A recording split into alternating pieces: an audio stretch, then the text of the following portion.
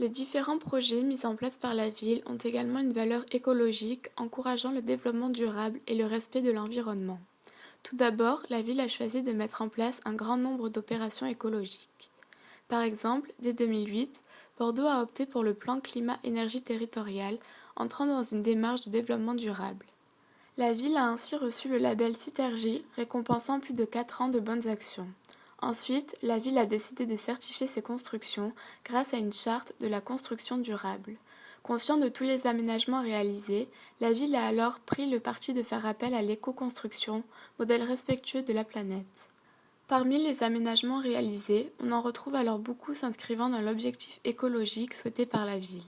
Par exemple, le projet Bordeaux Euratlantique a lancé la structure Newton, un centre basé sur le développement durable, l'innovation et les activités écologiques, situé à Bègles, sur un ancien terrain pollué. Ouvert en 2015, il accueille des entreprises spécialisées dans l'environnement et les activités vertes. On peut également prendre l'exemple du premier écoquartier Ginko, situé à Bordeaux-Lac, débuté en 2006 et comportant des espaces verts, des logements basse consommation et des transports propres, tout en créant des emplois. L'aspect écologique sera lié alors à celui économique, en alliant développement durable au nouveau quartier et sièges sociaux encourageant le progrès écologique. Enfin, de nouveaux espaces comme la maison éco-citoyenne viennent également s'installer aux quatre coins de la ville pour sensibiliser et partager les nouveaux modes de vie et comportements à adopter afin de préserver la planète. Situé en face de la porte Caillot, dans l'ancien entrepôt des Dockers, on découvre un lieu ouvert à tous, mêlant ludisme et information pour agir durablement.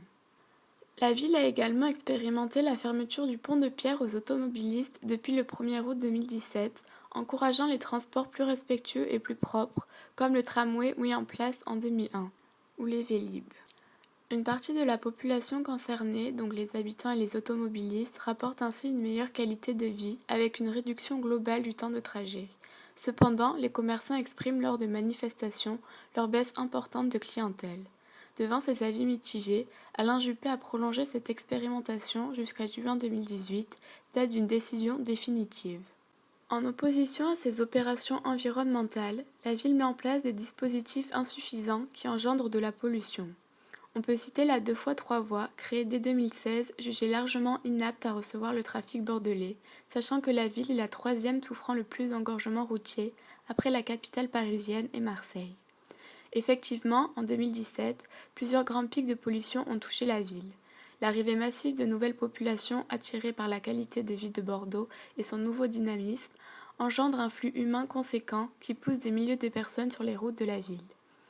La préfecture, en 2016, avait déclaré l'impossibilité de développer des aires de convoiturage et la mise en place de voies pour les transports en commun. Mais fin 2017, face aux multiples remontrances des écologistes, elle a déclaré pouvoir envisager ce projet.